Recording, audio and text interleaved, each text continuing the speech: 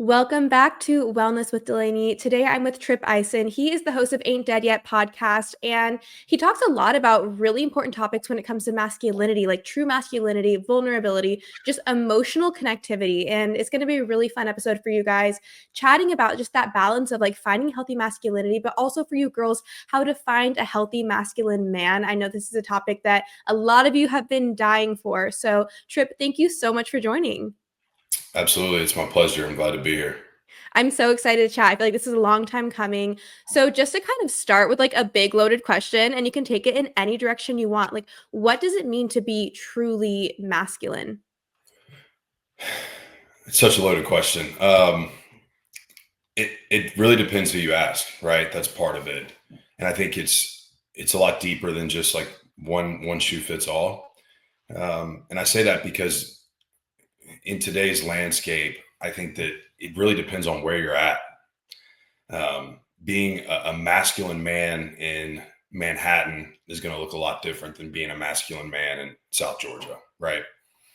And so it's about finding how to be the best version of yourself as a man you can be where you're at. And I think that there's a couple core principles that are wrapped up in this that are applicable throughout. Um, and for me, those, it starts off with integrity. I think that is the number one thing, and so much falls into that, right? When you start talking about integrity, you're talking about accountability, honesty, character, who you are when no one's looking, that sort of thing. I think from what I see most of the time, and from a lot of the people that I've been around, that's where they're lacking. I don't think you have to be perfect to be a great man. That's never been my thought process at all.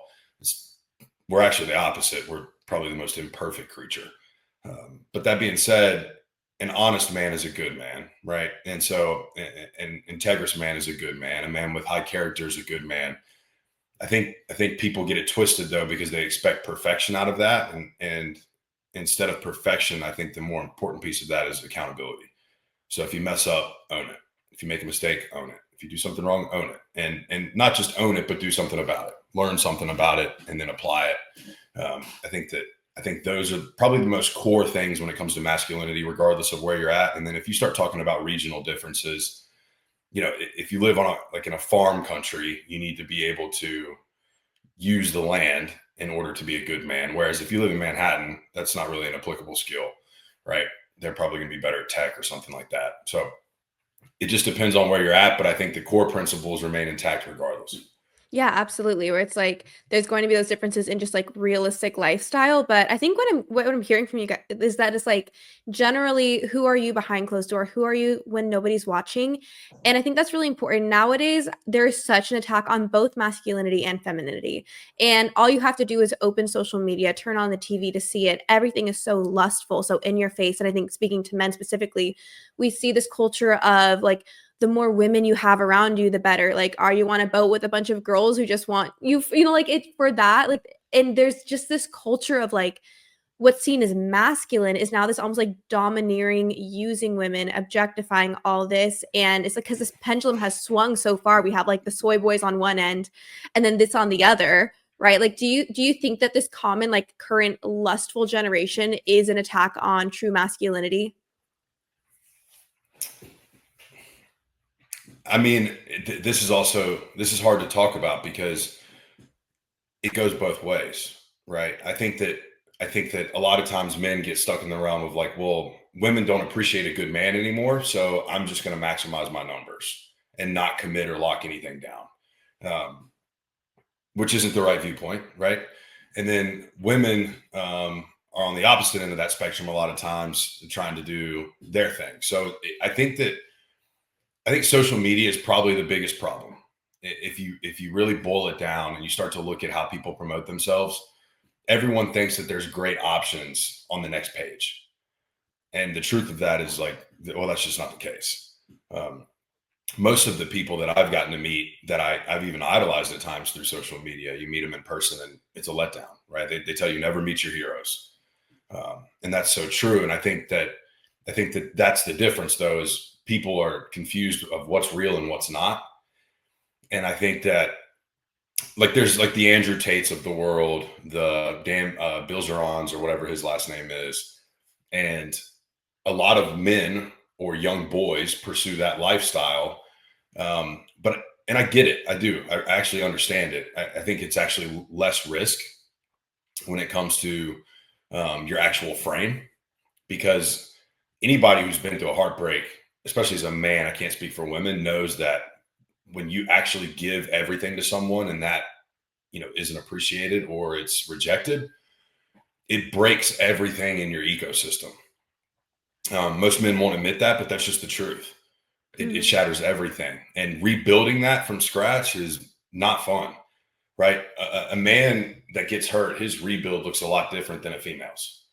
Um, just by the numbers alone, right? An attractive, for a man to get with an attractive female, he has to have a certain level of value, right? There's standards in place, whether they're spoken about or they're not. You see it on all these podcasts and stuff all the time. He needs to make this amount of money. He needs to be this tall. He needs to have abs. He needs to be a God fearing man. He needs to have a heart of service. He needs. And then you go to the flip side of that, and this is where men get frustrated a lot of the times. They're like, okay, what's she bringing to the table? I have to do all of this just to have a partner that isn't doing the things that used to be done in order to mesh or match. And I think that people get so caught up in that they just say screw it. The Mm. reality of it is what I'm finding and what I believe to be true is the bravest thing you can do is love one woman as a man. It is the bravest thing you can do. So if you want to be brave, you want to be like the baddest man walking, put your heart on the table and say, crush it. Go ahead. I'll build back. I think that's brave. Having a roster of 10, 20, whatever, how many ever women in your DMs, in your phone, in your messages, like, and I've lived that life. I've been there. That's great. There's no fulfillment there. It's literally just a cycle. Mhm. And I think that, what I learned through that process, and I think a lot of men need to go through that, honestly. But what I learned through that process is it was always seeking. Like I was looking for something else.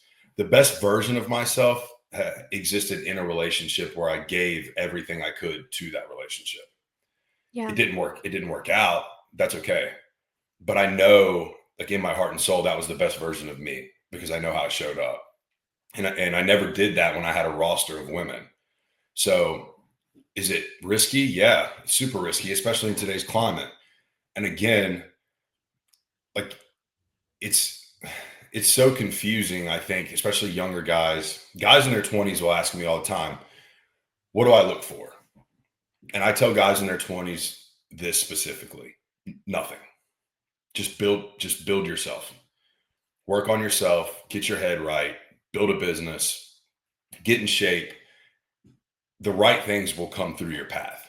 Right? I think that we're in this society of pursuit, and I'm not sure it's designed to be that way. Right? The Mm. greatest things I've ever encountered in my life, I believe that it was aligned by God. Right? I don't think it wasn't because I found it.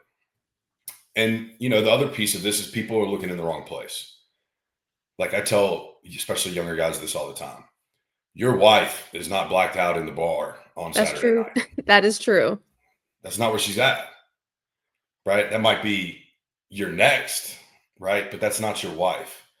I was just home this past weekend back in Virginia and got to have conversations with different guys. And we were out one night and there was some music, that sort of thing, just hanging out. And I'm sober, so I'm just kind of kicked back. I drink like club soda lime. I'll drink like 40 of those. And I'm just sitting there hanging out, talking to the fellas, catching up with people. And I'm looking around and it's the same people doing the same thing as when I left 10 years ago, 12 years ago. And their stories are either like, I'll put it this way. I didn't see anyone in there that had been in a stable relationship that entire time and built a family and a home and done that. That didn't exist in the bar that night. It was people that had been through like a revolving door of relationships, a revolving door of partners. Some had kids, some didn't, right? But none of it looked stable. Right. And so it's like you have to put yourself in the right places. The other piece of this, and not to rant, you can tell me shut up at any point. No, I'm ran quiet. away. The other piece of this is you have to be what you are on social media in real life. Yeah. Like that is huge. And especially for men. I can't speak for women. I can speak from it from a man's perspective about women though. If I go to your social media every morning, you're sharing scripture, right? And you're pumping Jesus and you're like, you're all about it. And you're talking about how to be a feminine woman and how to lift women up and how to be a strong woman and all these things. And then I see you out at the bar on Friday or Saturday night hanging off a different dude each night, drunk. You're worthless, right? That's how a man views it. Yeah. And automatically you get placed in the category of the girl that does go pursue an Andrew Tate or a Dan Bilzerian, right? Yeah. You're not wife. You're never going to be wife. And women need to hear that. Like that's unfortunate. And they'll be like, oh, they went through a phase, this, that, or the other. Like that phase can cost you your husband. Yeah. They need to know that. And on the flip side, it's like the guys on Instagram that have God first in their bio and nothing about their life speaks any sort of like spiritual leadership whatsoever. It's always like these like God first guys. You know what I'm talking about? Oh Those yeah. guys. And I'm Yeah. like, no, like God is not. And then like I don't ever want to judge someone's faith, but I'm like, if you're gonna put that out there, you better show that. You better Yeah. actually live that out because you're making a statement that reflects not only yourself, but like a whole spiritual kingdom. And people are going to see through that so fast if you're fake on both sides. I asked a girl one time, like within that wheelhouse, we were having a conversation about some guy. She'd like hooked up with him. And I just said, why? No, that was like my question. I said, why? Like, what was it that made you think that that was the right decision, right? And she gave two answers to that question. Answer A was, well, I give everyone a chance until they prove that like they're not worthy. And I'm like, Mm, okay, well, that's a stretch, right? Especially to hook up with someone. I understand a date, maybe. The second part of that answer was, he's a good man. And so I have a follow up question to that. Okay, how do you know he's a good man? You know what her answer was? was it the God first Instagram stuff? She didn't have one. Like Oh, nothing logical, right? It was just like, oh, it was a feeling based off a brief moment in time. is lust. Like lust So, wants to be love. We want to believe that right. lust is love and like lust is going to justify our decisions, but in reality, how many times do people have a clouded opinion of someone because of lust? You know, I think that's huge. Okay, so on that hot take, I've never Yeah. even asked you this before this show, so like sorry to open a can of worms right here, Okay. but as a man and as a man who is pursuing integrity, like what is your opinion on pornography in today's culture? I think it's killing men. I think that it's killing men, it's killing relationships, it's killing literally everything. Um, and I can say that because I've watched it in the past, right? There was a point of my life where I'll be honest, like at 13, 14 years old, I mean, that's what guys talked about. Like that was kind of a thing. I don't know about every guy, but like a lot of guys. Um, and that continued into my 20s. And I think, after I got sober, some things started to shift for me personally. But what I realized and what I recognized is like every moment I spent pursuing that or dedicated to that, something else in my life would take an impact. And I think it was last August. I did like 30 days of like full retention, right? Meaning like I wasn't watching porn at the time, but I mean like full retention. There was no release. In that 30 days, the amount of money the business made, like my fitness, my faith, everything took off, right? And that was the only thing that I changed. And so I tell guys all the time, it's really for the dopamine hit. It's another drug, it's another alcohol, it's another woman, right? It's another form of lust. It's something that's not real that makes people feel better about themselves in the moment.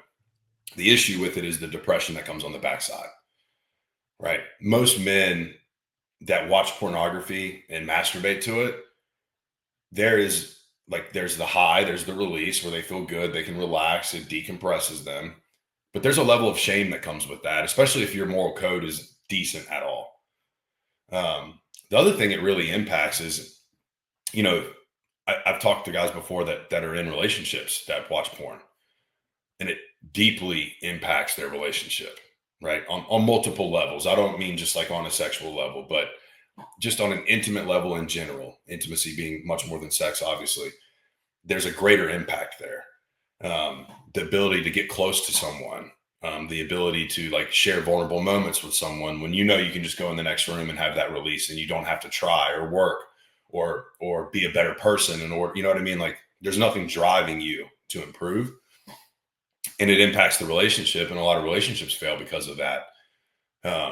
So yeah, I it's not for me, but I can speak on it because I have been there and I have watched it before, and it is what it is. But I tell again, it's another thing I tell young guys like you gotta let that ship sail. Yeah, thank you for your honesty and vulnerability.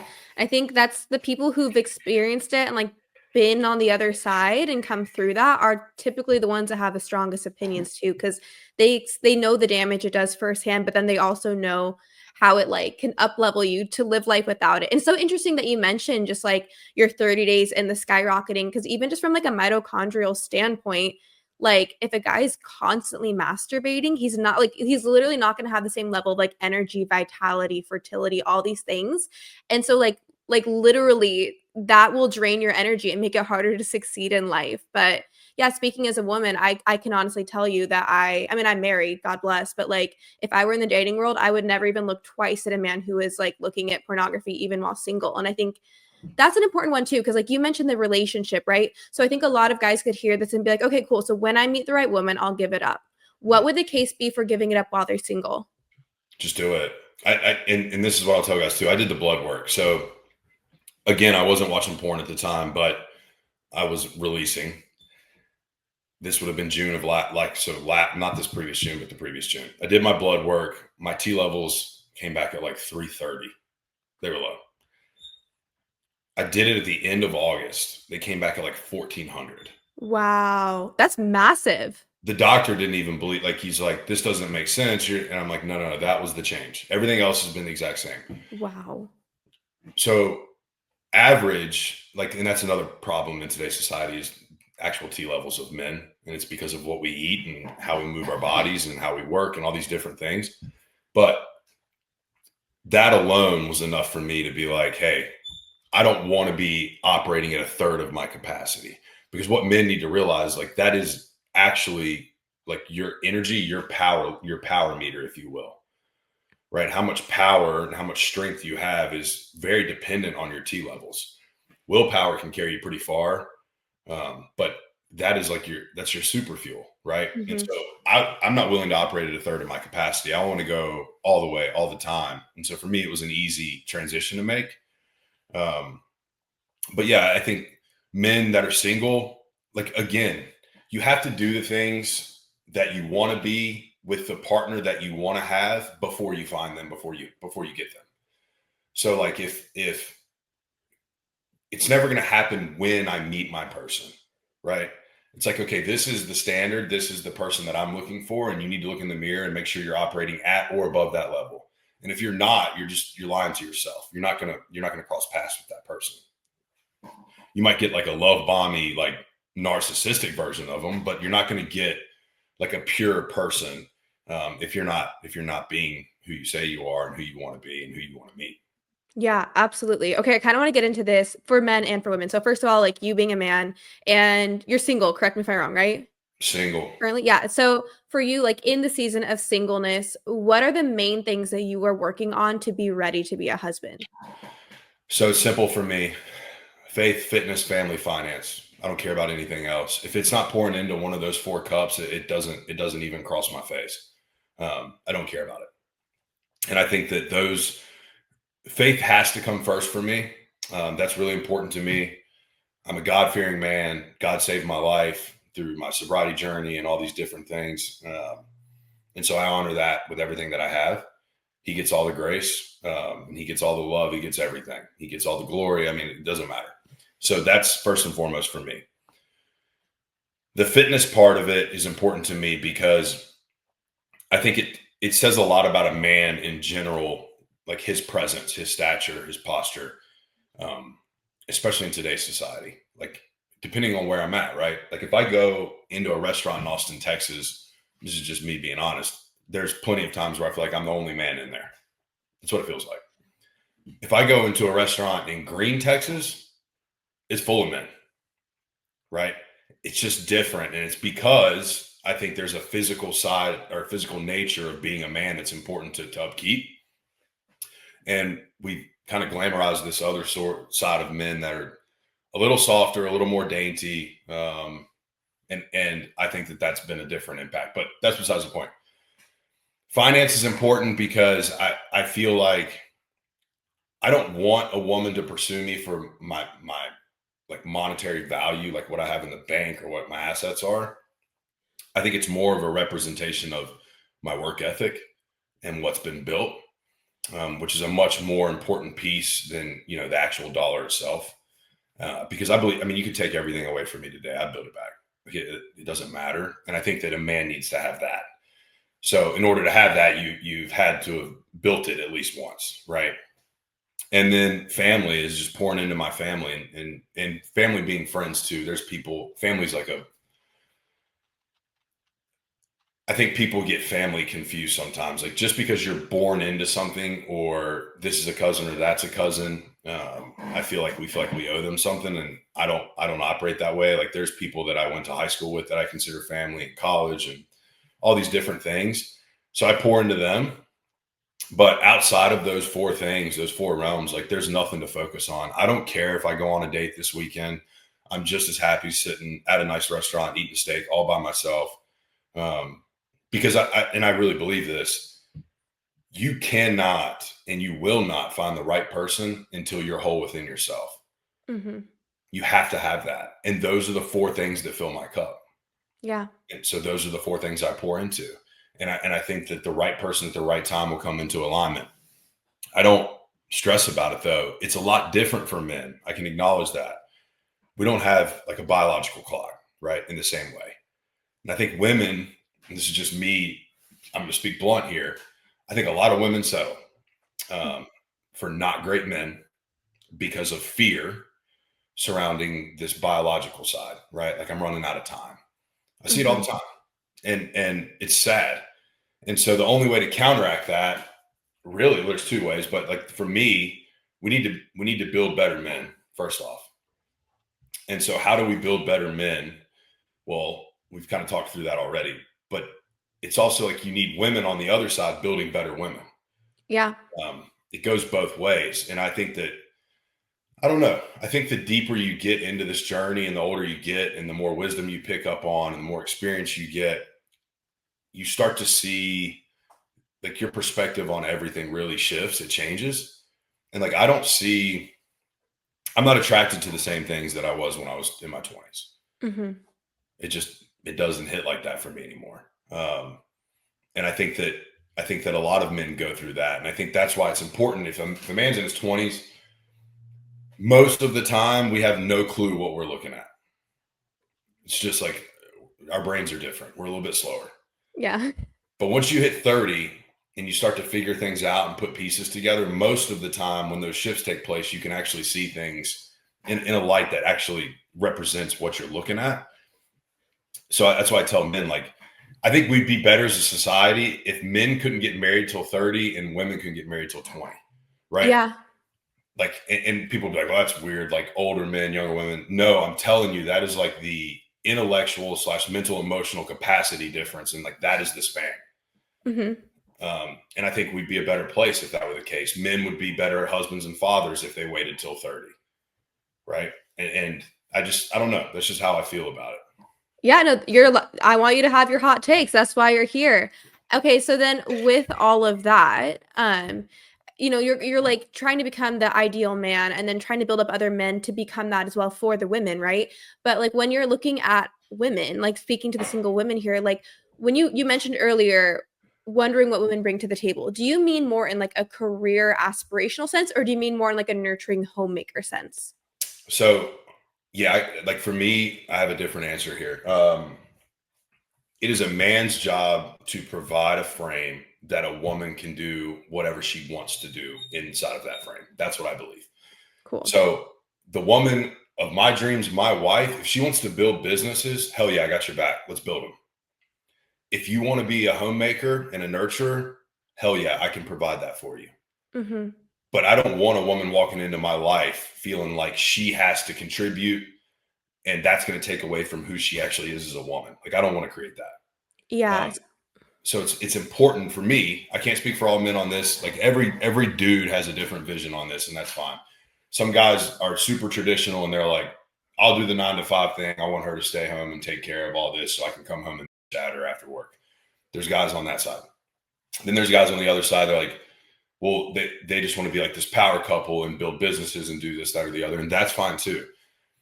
I don't think of it that way. I want to lead. Leading means providing, protecting, right? In my head. So I want to provide a frame where the woman of my dreams, my wife, she wants to build businesses and then she has children. She's like, honey, I want to stay home for the first 5 years of their life. Cool. Got it. See you. Like, I don't want it. Mhm. It doesn't even need to be a conversation. That's what I'm building. Yeah. So that's just how I see it.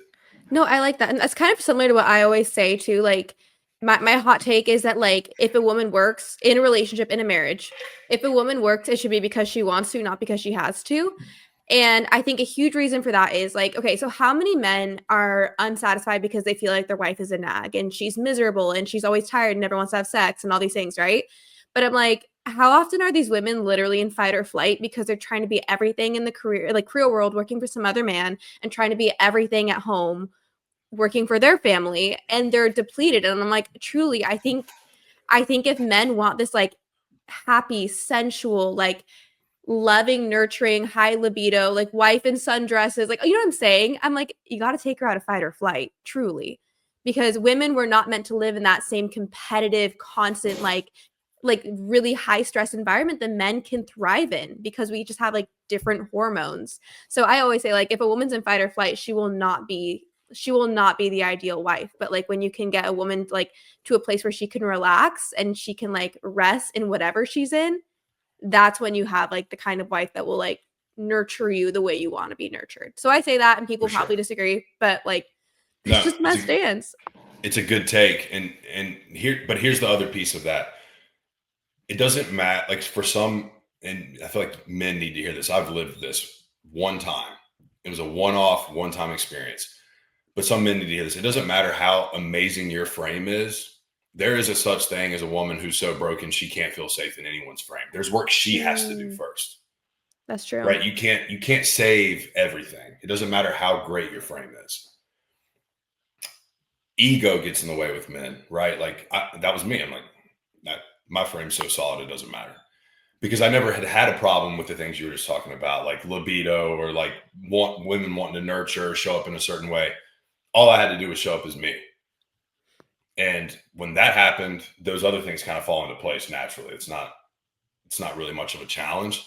But I will tell guys this: if you're out there and you are being a good man and you are leading in the right way and you're taking care of the things you need to take care of and you're going above and beyond, and those things still aren't being reciprocated, you need to take a really hard look. It doesn't mean you're failing always, right? It could mean that there's a brokenness there that you can't repair. And at that point, you got to walk away. Hmm. It is what it is. But if you stay in that, it will literally destroy you as a man. And I Yeah. think that it's important, though, to understand, most of the time, you have to be able to look at your evidence and your receipts, right?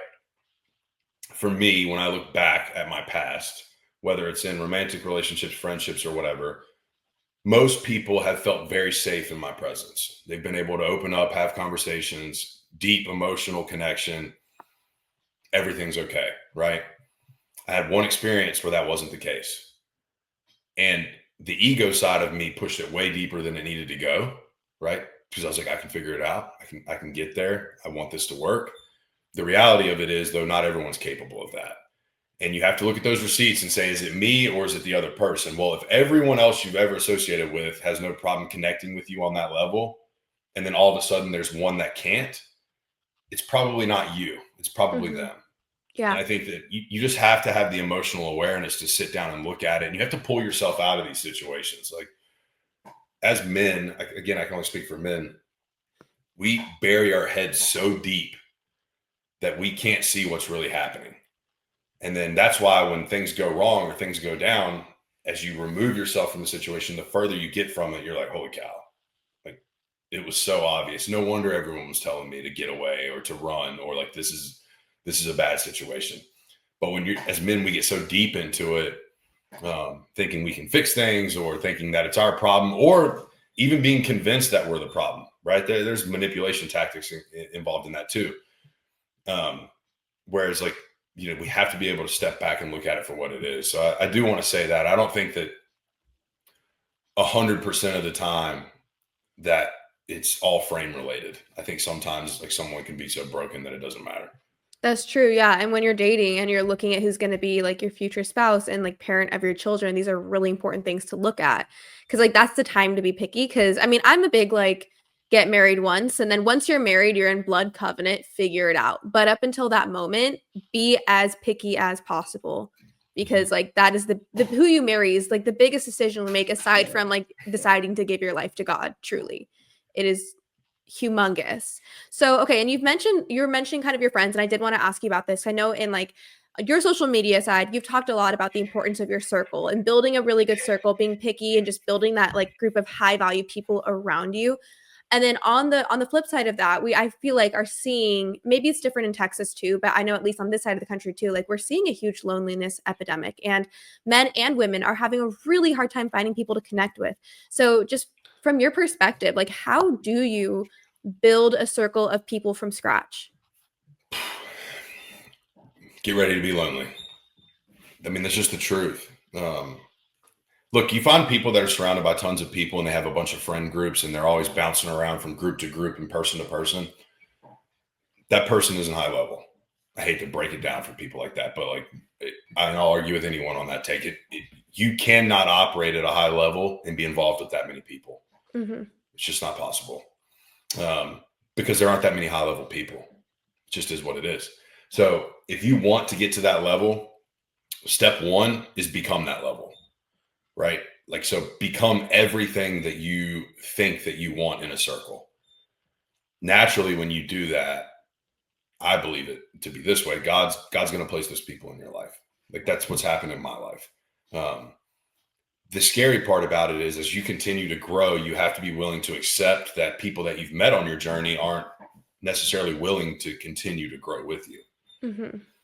So you have to be able to detach really well. I think that's another strong sign of a masculine man is the ability to detach, right? And the ability to say like that's not for me anymore. No hard feelings. I love you. I'll pray for you. I'm moving on to the next thing. And I'm not even talking about specifically romantic type stuff. I'm talking about friendships, business, everything. Um, we live in a world where we hold on too long to the wrong things, and I think that that really holds a lot of people back out of the fear of being lonely, right? Well, if I elevate myself, who am I going to connect with? Who am I going to hang out with? Who am I going to work out with? Who am I going to do business with? Well, you don't know because you haven't gotten there yet, right? So that's what I'm saying. Like, get to that level. Um, but yeah, prepare to be lonely. I mean, I spend a lot of time alone. It is what it is. My circle, like my true circle, outside of like immediate bloodline, probably four people, Mhm. like in the whole world. Yeah, it's like for valuable relationships. Yeah, people I'd kill for, right? Like Yeah. no questions asked, go to prison, doesn't matter. Like that's my four. And then obviously you think of it like from a like a almost like a planetary perspective or like a solar system. Like there's rings, right? And then the further you get out, the less you pour in. And so for Mhm. me, that's kind of how I think about it. And so certain people, shouldn't get access to certain proximity or certain rings. They haven't earned it. They don't deserve it. And so for me, I think that a small circle is a great representation of what level someone's operating at. Again, if you have a group of 150 friends that you're spread throughout all the time, like I don't understand. I mean, I don't get it because I don't know 150 people that do what I do. And I don't mean Right. that from like a place of like cockiness. I'm just based off of what I've seen and done. Like I don't know of them. Yeah. So, it's like if you're operating at a certain level, that doesn't exist. For sure. I mean, it feels like you're speaking a different language. Even like since I've gone down this like insane holistic health rabbit hole, it's not that I've lost friends, but I've distanced myself from so many people because we can't speak the same language anymore, you know? And it's just a sad reality of life. You can be like, hey, I still love this person, still wish you nothing but the best. And there if you need anything, but like truly, we're just in different planes right now. And that's okay. And I think that's really important. Do you think for you, getting sober has changed the depth of your relationships? 100%. How so? Um, I mean, I always had a good heart. That's never shifted. I think I get that from my mom, and then probably some gifts from God as far as that's concerned. But the depths of my connections have shifted because I'm able to see myself on a deeper level. You can only interact with someone at whatever depth you've been to with yourself, right? I believe that. So I think where we are lacking in society today is a lot of people are really afraid to look in the mirror and tell the truth, Mm, right? Like we're afraid to acknowledge our flaws, and I think that early on, a lot of people don't like this guy, but early on in my sobriety, I was deep off in the David Goggins rabbit hole. But he had this saying, and he just kept saying, he's like, if you want to be a good man and you want to be a real man, put your life on a billboard and let people judge you, like all of it. And you can disagree with anything else he says, that's fine, but that's true, right? And that's owning everything. That's full accountability, full ownership. And so, in order to do that, you have to be able to look at yourself in a way that is uncomfortable, doesn't feel good. But if you want to grow and you want to improve, those are the exact things you have to look at, right? I think, I don't know. And I think that's become a very limiting factor, honestly, for me in a lot of relationships is it gets to a certain level and it's like, okay, we want to get to this next level. In order to get there, these are the things we have to look at. These are the areas we have to grow. And a lot of people just aren't willing to go there. hmm So I think that, like as I said, the four people that I'm closest with that are in my innermost circle, none of those four have an issue looking in the mirror and being honest with themselves. They you know, I can audit them if I want to, or if they ask me to, but I don't have to, right? Sure. They audit themselves daily. And I hear people say that all the time. I had an ex one time that was like, I audit myself daily. And I'm like, you should write some of that down sometime because I don't see it coming out. You know what I mean? Sure. Like, Yeah. but I think that there are people who actually do audit themselves and then do apply it and they do learn and they do grow.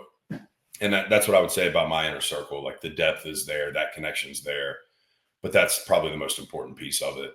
And I would have never gotten there without sobriety and years in therapy and reading and journaling and running ultra marathons. That puts you in a pretty dark place. There's a lot of suffering involved with growth. And I think that people are just afraid of it. Yeah, growth is painful, but I mean, nothing changes in your comfort zone. I think a lot of the really soft men we see with these soft marshmallow bodies and like no testosterone and like just soft emotions, like I think a lot of them are just genuinely so comfortable all the time, and that's a massive testosterone killer. Like that's what I see is getting home, watching porn or watching TV. I don't see it in my home. I see it like I I understand. see it on the outside or from other Yeah. people sharing about their lives. I'm like, okay, no, like my man is not this guy. But like they come home from a job they hate that's like soul sucking and they like watch porn or watch TV or play video games. They eat unhealthy food. They're sedentary. Like, and it's all comfort. Like, it's comfort driven, and nothing grows there. You just atrophy there, and I think it's just absolutely insane. So then, with that, then like you went to therapy, and like you were talking about, you went to therapy, and like you obviously, I think you have a good perspective on you talk about emotional vulnerability, but I don't see you as someone who's particularly like turbulent because I think that like there's a pendulum, right? Where like men can be so stoic and locked down and it can lead to a lot of like repressive issues and emotions, but there's one end of the spectrum where it's like they can also become too feminized. I feel like if men are so like suddenly so in touch with emotions and everything is like about their truth and like validating, you know what I'm saying? Like that really feminine side. Like, how do they find that happy middle ground where it's like honoring and being true to your emotions without becoming super turbulent and unstable? Well, like emotional turbulence is a feminine trait by nature. You know Yeah. what I mean? It just is. It it's not a masculine trait by design. I think that there is some validity and there is some importance in a man being able to hold his emotion, right? I think where we get it twisted is holding it and burying it don't mean the same thing. Mhm. Um, for me, what it means, or how I think of it, is like, okay, something happens, it creates a feeling within me. I have the awareness to know I need to release that in a healthy way. Because if I carry it with me, I'm going to project it onto someone else. And typically it's someone you care a lot about because that's where you feel safest to project. Mhm. So for me, I have my outlets, right? That's the weight room, it's running, it's building business. It could be journaling. I'm writing a book right now. Maybe Wow, it's in my congrats. podcast. Like, it doesn't, I get it out. But I do it in a way that doesn't harm anyone. And I think that's where, that's the key piece. These guys that walk around like overly in touch and outwardly expressive about it. I mean, excuse my French, but I mean, I kind of call on that. Like, I don't think that's real. Mhm. If I think if you're that way, you're not in touch with your primal side of manhood. Yeah. And if you're not in touch with that, then you can't really be a good man. Like, Mhm. and that's what I believe. Like, men should want to compete with each other, with everything, right? Like, Mhm. that we're wired that way. I don't find that to be a competitive realm. Like, Yeah. emotional, like, how emotional can I be? Like, I want to compete with you on how emotional I can be. That doesn't feel like something I want to compete in. It's diva energy. Like, Big it time. I don't like it. It takes away from women too. I don't think women feel like they can be, like, emotionally safe in a situation where they're having to compete with their man to, like, you know what I'm saying? Like, to be For sure. heard and to be valued in that because, like, women are the nurturers. The other side of that is women feel things more deeply. That's just the reality. And so, like, you don't wanna compete with your man on that. No, and I think well, it goes back to this other piece too. There's a level of emotional turbulence within a female that again, I don't mean this in like a negative way, but it's expected, right? Like, Mhm. it's feminine nature in a lot of ways. If they're having to hold a frame for the whole family, bad look, right? It's not going to work. Those dynamics are off, and that's why she probably doesn't want to sleep with her dude. Mhm. But what I will say is there is a level of turbulence that is like unhealthy. Like, Oh, for sure. no frame can hold that, right?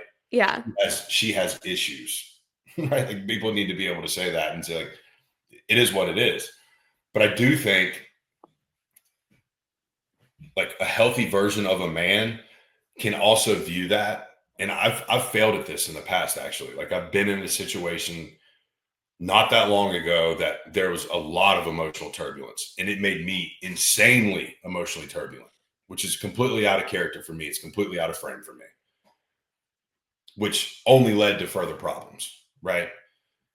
Again, though, I had to take a look at my receipts and my evidence and my list and the work I'd done and be like, my frame wasn't designed to hold that level of turbulence. Matter of fact, I don't think any man's frame was designed to hold that level of turbulence. Yeah. Sometimes that's not the case, but I believe if your frame is good, and this is where I've gotten to now, no matter what amount of turbulence a female shows up in my life with, I can look at it holistically and be like, I don't need to be involved with that. Yeah. Or I can say I have space for that. Like, this makes sense. That's an acceptable amount of turbulence. Um, Correct. so it's about being, but you have to live those experiences in order to know that. Um, and unfortunately, I think a lot of people never work all the way through those experiences. They get to that point, and they never see it all the way to the end. And Mhm. I think it's important to know your limitations, because then when you meet someone and those things come up, you've already met that limitation. You know that it's not going to work, and you can also realize it's not your problem. Yeah. So yeah, I would say that, but a good man should be able to hold frame and space for a woman to have her emotions 100%. Oh, yeah, and I think on defending the men as well here, like you were saying, there can be women who are just, like, way emotionally turbulent, and I think that comes from, like, are you a reactive woman or are you a responsive woman? Like, you can experience deep emotions without reacting in a way that makes everyone miserable. You can articulate that you have emotions. You can sit in those emotions. You can cry about it, whatever. But there's a huge difference between that and somebody who is holding everyone around them hostage because of any negativity they're experiencing. And that's where self-control comes in because, like, as much as the man does need to set the tone, I think, and needs to lead spiritually, physically, monetarily, whatever, like a woman still needs to show self-control and self-respect and respect for her man. I think that's part of it. Like if women expect a man to lead, okay, like you better respect your man and you better allow him to lead. And that's another thing I'm seeing is like women do want leader men. They want these men that like have this frame you're talking about, who provide stability, but they don't want to fit into that in the way that they're supposed to if they have that dynamic. And so it is important, like with that, women, this is not like a get out of jail free pass to be as insanely as emotional as you want to be. Like, I do want to preface that because I think there is also this on the other side. Speaking as a woman, I see other women like being super emotionally abusive to their partners, using things like their menstrual cycle or their just like natural empathetic women emotions as an excuse. And that's absolutely, in my opinion, not okay. Not even just my opinion. Objectively, that's not okay. It's just wrong. Anyways, before I get in too much trouble on that one, how do you stay so confident? Like I really want to encourage people also like out of this episode to have the tools to also like step into these things to challenge themselves, but also like to see what's good in them, to feel more confident. And I think that's pretty obvious from the stuff that you share and the way you carry yourself that one thing you do have a lot of is confidence. I don't know if that's something you developed over time or if it's something you were born with, but I would love to hear where that comes from for you. It was built. And real confidence is built brick by brick. You can be born with anything, you know what I mean? Like let's be real, like you're born with nothing. You don't hate anything, you don't love anything, you don't know anything. You have all these experiences in your childhood that either build you up or break you down. Then you become an adult and then you apply those things, right? For me, when I got sober, that bottom for me looked like zero self-confidence, zero self-esteem, nothing. I felt worthless. Like it's just the truth. That's what bottom looked like for me. So the only option I had, and it was a beautiful place because like I couldn't go any further backwards. And then I made a deal with God that I wouldn't kill myself with drugs, alcohol, or suicide. So it was like, well, I guess we'll just go up and see what happens. My confidence is rooted in evidence, in receipts. Like I did it. Like, and I'm going to do it and I'm going to continue to do it. And I think that for men, that's why you need to be continuously growing. There is no place for complacency or stagnation. People be like, oh, you need a rest, you need a break. That's fine. You get that at night when you lay down. Like, I don't want to hear it. I don't have space to hear it. And it's different for women, 100%. But for men, confidence is built on action. You want to find, like, if you want to find a man who is truly confident, that man is moving. Like, that man is doing stuff. He's moving pieces all day long. He's working out. He's reading. He's writing. He's being of service to others in the community that need it. He's helping his neighbors. He's moving. So that way, when the time arises, right, and someone checks you or you have a conversation with someone, you don't have a problem looking them in the eye and being like, I'm him. Like it is what it is. You only can build that though through action. And so I think that's the answer is like, you want to build confidence, get to work. Mm-hmm. Like I'll stack my portfolio up against anybody's. I don't care. And if they beat me, great. Now I got something else to chase. Like it's just how my brain is wired now. And if more men, I really feel like we're wired that way, it'd be a better world. We Yeah. should be competing. We should want to be better. We should want to outdo one another. And you can actually lift more people up by competition than you can by stopping and saying, come with me. Because what you're really doing is limiting yourself and you're limiting the people that actually want to do the work by trying to help people who don't want anything. Mm. So I try to just stay on that verge of it. Like what you see is what you get on social media. Like when I go talk to the kids back home, they're like, I'm up at 5 a.m. I'm working out. I'm going to do pull-ups. I'm going to run. I'm going to do push-ups. I'm going to do something. And then I'm going to get dressed and then I'm going to go to work and I'm going to work for a little bit. And then I'm going to leave there. And then I'm probably going to go do some networking stuff. And then I'm going to podcast. And then I'm going to work out again in the evenings. And then I'm going to be in bed. And every meal is through a meal prep service. I know my macros. I can tell you off the top, like everything is dialed. And that's because like you can't check me. There's nothing you can put in front of me and be like, hey, you're not real about this, or this doesn't exist, or that doesn't exist in my life. And again, it's because my life's on a billboard. Like, I don't care. And it's because I never want to be that guy that some kid meets. And this has happened to me numerous times and they're let down, right? That's happened a bunch in the fitness space with me too. You see these people do these workouts. They look great aesthetically and you go work out with them and you smoke them. Mm-hmm. And you're like, I don't understand. Like was this just like a photo op? They just made you glisten and look good and like you were working out because you can't perform. It's the same thing that happened with these floods. You want to take this is a hot take. It was embarrassing the level of masculinity that didn't exist from the men in Austin, Texas, in the fitness space that promote their strength and their masculinity that didn't show up to help the people in the floods in Kerrville. Mm, yeah. Nowhere to be seen. All that play muscle wasn't nowhere to be seen. That's Mhm. just the truth. You know, showed up farmers, ranchers, construction workers, first responders, people, just men, right? And women. There was a ton of women there too. I never discount that. They were incredible. But the men that showed up were the real men of America. And I'll call anybody out in Austin that didn't show up. It's out of fear. It's because you didn't want to get exposed. And you knew Mhm. you'd get exposed in that environment because it is hard work. It's labor intensive. It's not sitting on a computer, hitting some buttons, running some numbers, and talking a big game. Like that don't exist out there. No one cares. So that to me it showed me a lot about Austin in general, but it's also exposing to a lot of these cities. Like they're not built like that. So my question to men is like, if you're going to train your ass off and you're going to work your ass off and you're going to build this brand and you're going to promote this on social media, but when like push comes to shove and someone who's actually needed to show up in that way, you can't show up.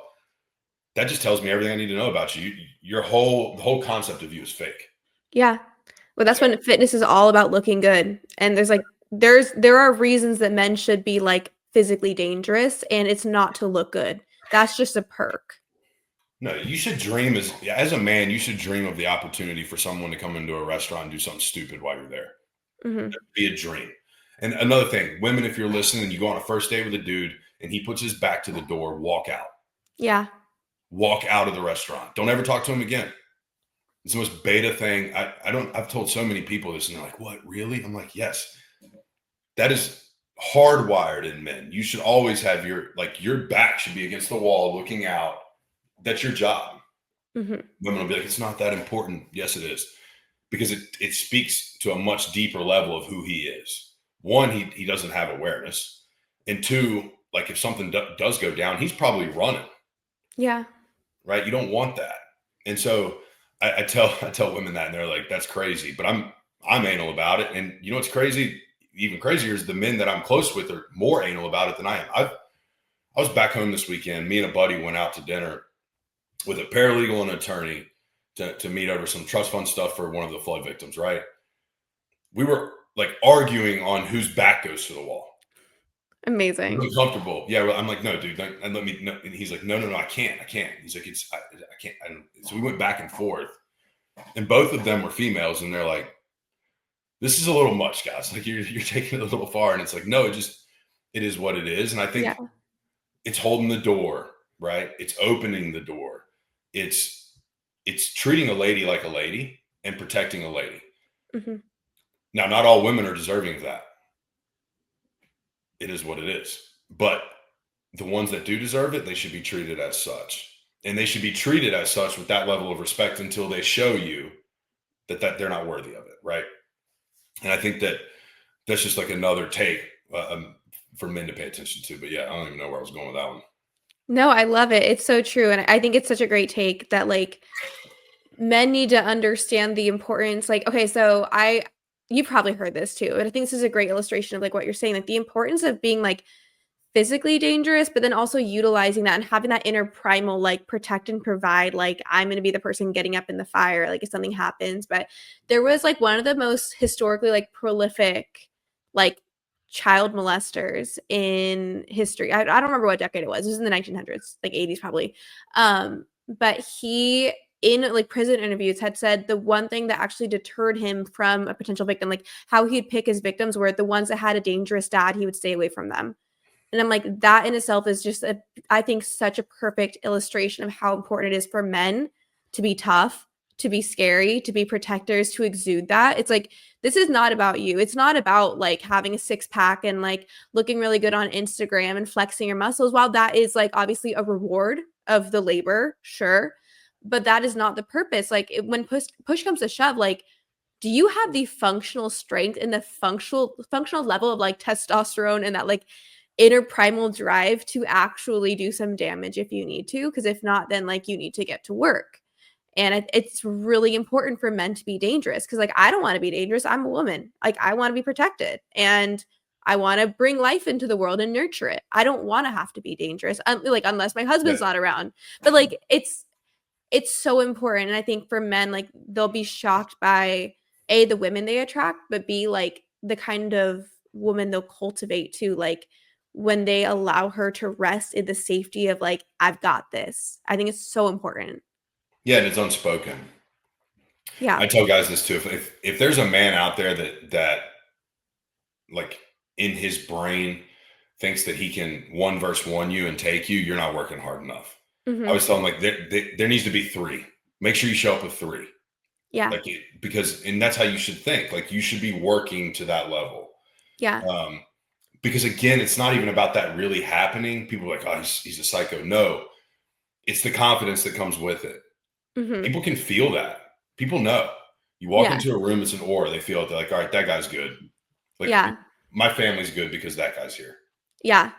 I Like think a good that's what it is. Yeah, no, and I think a good litmus test for, like, okay, are you a masculine man? If you're a man listening, you're like, am I a high value masculine man? Okay, here's the litmus test. If you are in a relationship, like, what do people see when they look at the woman next to you? Because I know for me, like, I run my business on my own. I run my business when I'm by myself. I'll take care of everything, do everything by myself. But the second I'm with my husband, if you see me in public with him, I don't have my wallet. I probably don't have my phone. All I brought is my lip gloss. My purse is empty except my lip gloss. And I walk around with like zero awareness because I'm just like completely relaxed, right?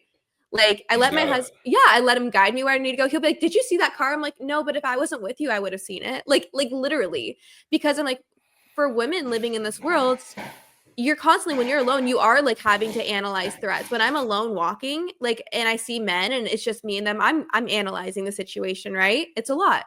But the second I'm with my man, I completely relax. And that's how to know, like, is your woman relaxed when she's around you? Does she turn into a little bit of like head in the clouds, like left her wallet at home, left her brain at home?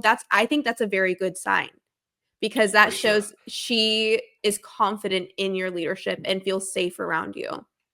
For sure. I think that where we run into some issues in today's society is this hyper independent side of femininity. Like it's like Mhm. I get it. I was raised in it, right?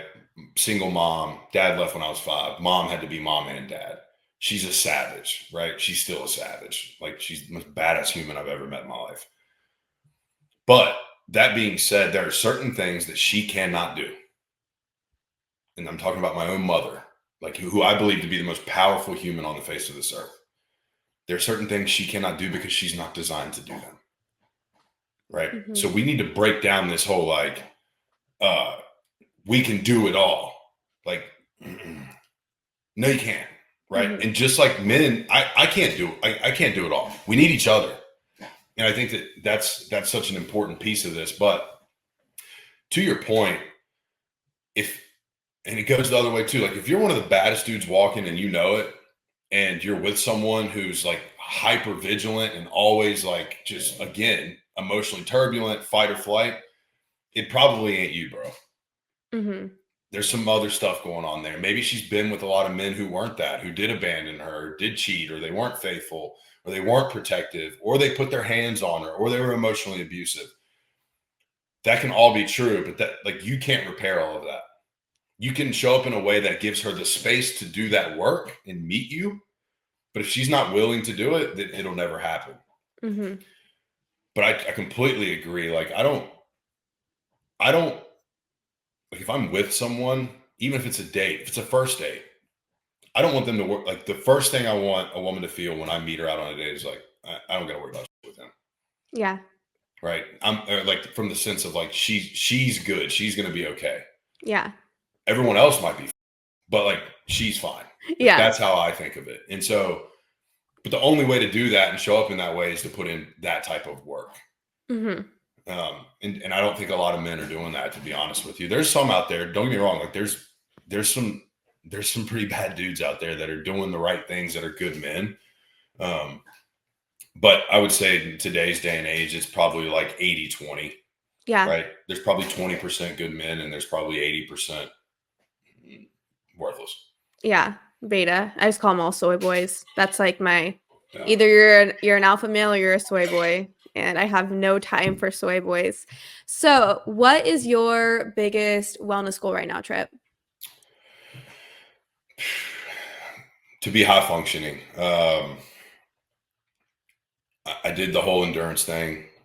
I did the Ironman. I did the 100-mile ultra marathons. I think that was more for my mental health than anything. Like physically, yeah, there's some benefits there, right? Like you can eat whatever you want, you stay pretty light.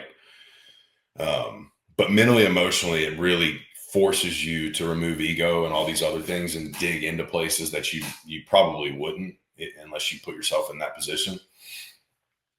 I think I did enough digging in those arenas. And so for my overall wellness now, it's just to be functional. Like I want to operate at my highest capacity every single day. Hmm. So there's a strength component to that, obviously physically. There's an intellectual component to that mentally. There's um, and there's obviously an emotional component to that. There's a spiritual component to that. And that's why I mentioned the four things that keep me balanced, right? Those are the things I try to focus on to be the best version of myself. So like wellness for me is this all encapsulating word of faith, fitness, finance, family, right? So Yeah. that's my wellness. So if someone asks you, I hate the question like, how are you doing today? Like, do you have 4 hours? We can Yeah. talk about it. You know what I mean? Like I don't, so I don't have anything surface level in my life anymore. Like I don't care what the weather is next Tuesday. I literally don't. It doesn't matter. It will not shift anything about my life. Hmm. Um, and so I just try like I again it gets lonely, but you remove yourself from anything that like that's what it is. And I think that's another form of wellness is like what you allow in. Yeah. Because whatever you allow in is what's coming out of you too. So it's like if you want to be well, then you need to be able to control that piece the best you can. There's going to be things that happen you can't control. There's a lot actually, but point being, if you can mitigate that, you should.